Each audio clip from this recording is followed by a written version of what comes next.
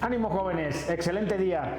El día de hoy estamos con el contador Jesús Ángel, una persona con mucha experiencia en la parte de negocios, y vamos a compartir con él todas las experiencias que tiene en cómo ir desarrollando los negocios, cómo iniciar los negocios para muchos emprendedores, y otro punto muy importante para las empresas que ya están creadas, y cómo podemos hacer un desarrollo y un crecimiento en las empresas. Entonces, aquí, contador, muchas gracias que esté con nosotros, muy amable. Contador, ingeniero, gracias por la invitación. Sí, entonces, ¿cómo iniciamos? Algo que siempre nos preguntan, contadores, ¿cómo iniciamos el negocio tanto para personas físicas o personas morales? Porque normalmente tenemos, o sea, estamos acostumbrados a que son muchos los trámites.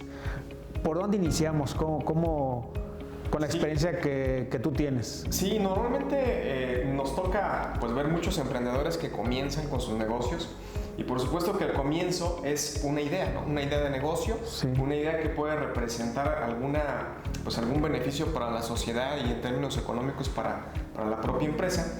Pero ahí sería importante distinguir que dentro de esta idea van muchas cuestiones girando alrededor de la misma para que el proyecto se pueda llevar a cabo. Sí. El primer punto de ellos es, yo empezaría por decidir si me voy a constituir como una persona física o si voy a constituir una sociedad.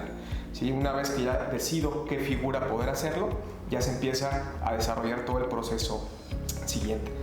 Una de las recomendaciones sería pues verificar primero si vamos a tener socios o no. Yo creo que es una parte muy importante, o si vamos a emprender solos.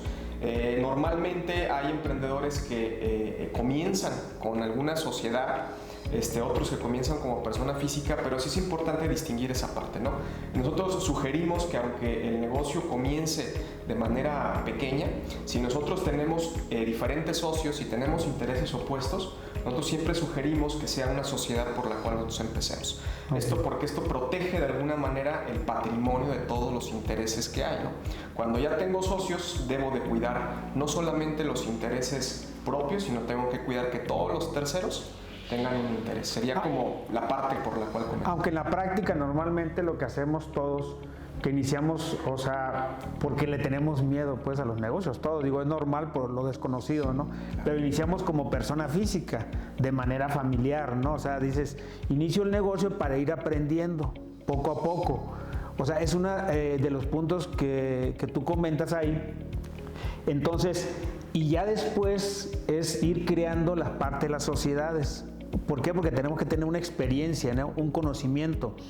Y ahí lo que todos tenemos ese miedo es, normalmente, cuando hablamos de Hacienda para la parte de impuestos, ¿sí? O sea, como que nos da miedo, ¿no? Dice, es que no quiero pagar esos impuestos. O sea, ¿qué recomendaciones nos da? ¿Cuáles son los trámites básicos para que inicie una persona física? Sí, como bien lo comentas, ingeniero, independientemente sea física o sea moral, cuando yo ya me constituyo, cuando me incorporo a la formalidad, es importante pues tomar en cuenta que ya una vez con el proyecto realizado, pues tengo que acudir en primera instancia al SAT, ¿no? Tengo que dar el alta en el RFC, y ahí comienzo justamente con el tema del pago de los impuestos y toda esta situación. Es importante también distinguir, muchos emprendedores en su proyecto de negocio pues incluyen por supuesto a los trabajadores, ¿no? Ellos estiman el sueldo, estiman otro tipo de situaciones que van dentro de su proyecto y que de alguna manera pues resulta un proyecto redituable. Sin embargo, también es importante tomar en cuenta el IMSS. El IMSS, evidentemente, cuando yo incorporo a un trabajador, pues se tiene esos efectos colaterales que son con el seguro social y el pago de las cuotas y otra serie de situaciones que muchas veces llega a modificar el proyecto inicial que trae el emprendedor. Otro de los asesores, digamos, o de los entes de gobierno, mejor dicho, que tenemos que acudir es al gobierno del Estado. Normalmente el gobierno del Estado tiene algunos impuestos hacia algunas empresas. El más común de ellos es el impuesto al trabajo subordinado o el famoso impuesto sobre nóminas, que también tenemos que acudir al Estado y que muchas veces en las proyecciones el emprendedor no las toma en cuenta. Es importante distinguir también que cada Estado tiene sus reglas particulares para este tipo de impuestos y algunas otras contribuciones a nivel estatal que tendríamos que entender. Entonces, estos tres aristas sería como lo principal que tendrá que cubrir el emprendedor al momento de que inicia en su vida formal en su proyecto. Excelente. Aunque de manera práctica todos, hemos iniciado un negocio de manera informal. Y tenemos ciertas limitantes. Una de ellas, por supuesto, es que cuando yo vaya a vender, pues, ¿qué le preguntaban a uno? ¿Tienes factura? Le decían, pues sí, le decía, aunque no era cierto, ¿no? Que no tenía la factura uno para nuestro cliente. ¿Cuáles son las limitantes cuando estamos en la informalidad? Porque habemos muchos emprendedores, ¿sí?, que cuando iniciamos estamos en la informalidad. ¿Cómo dar ese paso para la formalidad y qué beneficios puedo tener, no? Sí, digo, la verdad es que parecía algo complicado, pero incorporarse a la formalidad en realidad no es tan complicado. Lo que a veces lo hace difícil es que el emprendedor no está familiarizado con los conceptos. Naturalmente sí hay un proceso administrativo más pesado cuando me incorporo a la formalidad, pero creo que los beneficios son mucho más grandes. En lo personal, lo que nosotros hemos visto es que incorporarse a la formalidad nos trae como un resultado de una mayor imagen de una empresa institucional. Inclusive hoy en día, donde desafortunadamente hay mucho fraude, ya sea electrónico, sea inclusive presencial, el hecho de no estar formales da mucha desconfianza a nuestro comprador, ¿no? Hemos inclusive nosotros visto que, sobre todo cuando nosotros tenemos, vamos a llamarlo, ventas en diversos puntos, es decir, donde no es nada más en un solo lugar físico, cuando yo tengo quizá una sucursal en otro estado inclusive y yo proporciono la cuenta bancaria para que me depositen un bien o un servicio a través de una persona física, hay muchas personas que les da desconfianza. Es porque yo no sé quién eres tú, ¿no? Entonces ya si hay una sociedad constituida, es mucho más el marco de confianza que se representa para quien está comprando el servicio, y eso ayuda a la mayoría de las ventas.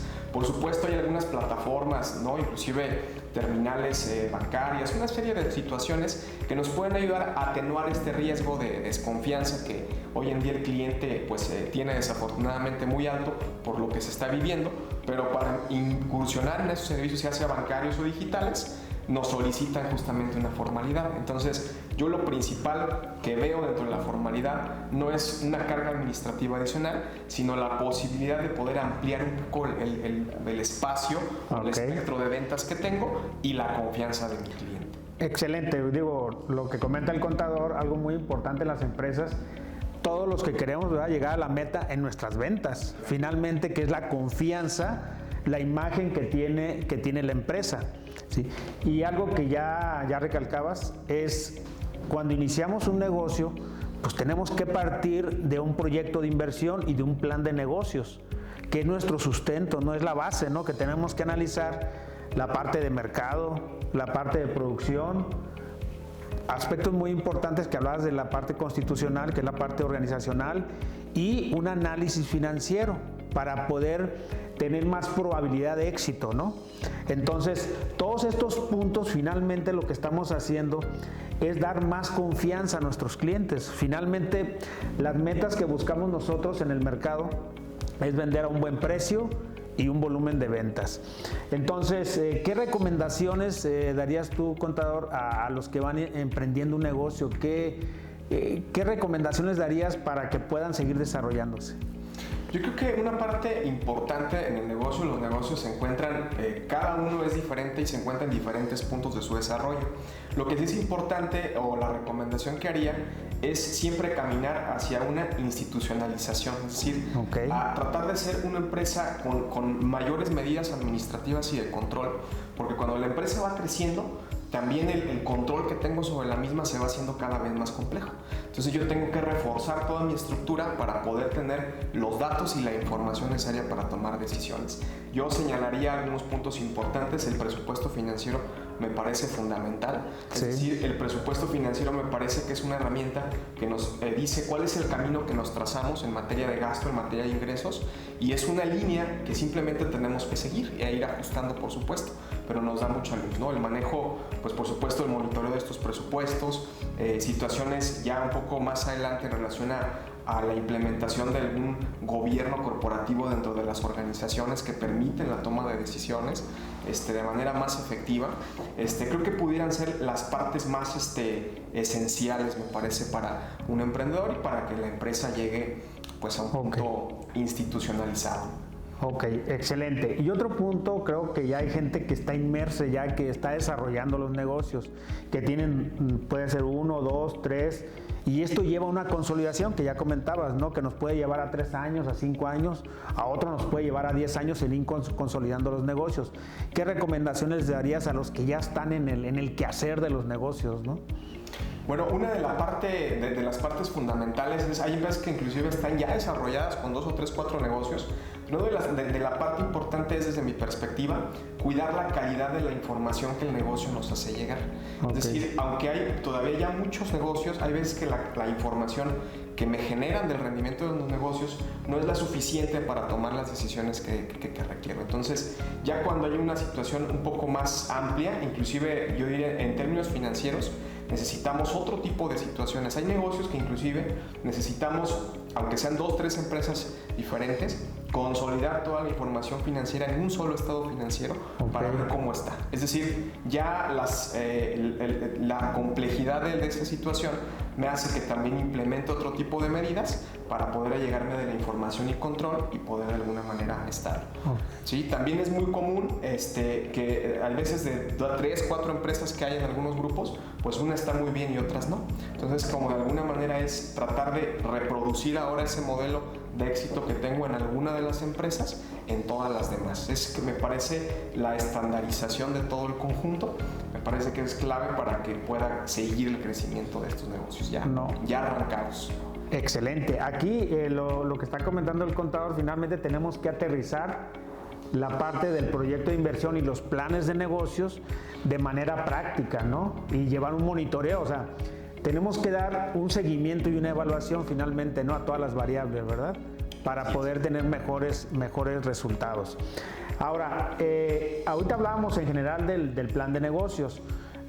Otros aspectos importantes que tú le darías de motivación, ¿no? a los emprendedores, que son aspectos más cualitativos, ¿no? De las personas, de los líderes, ¿no? Que finalmente son los que llevan a cabo ese proyecto.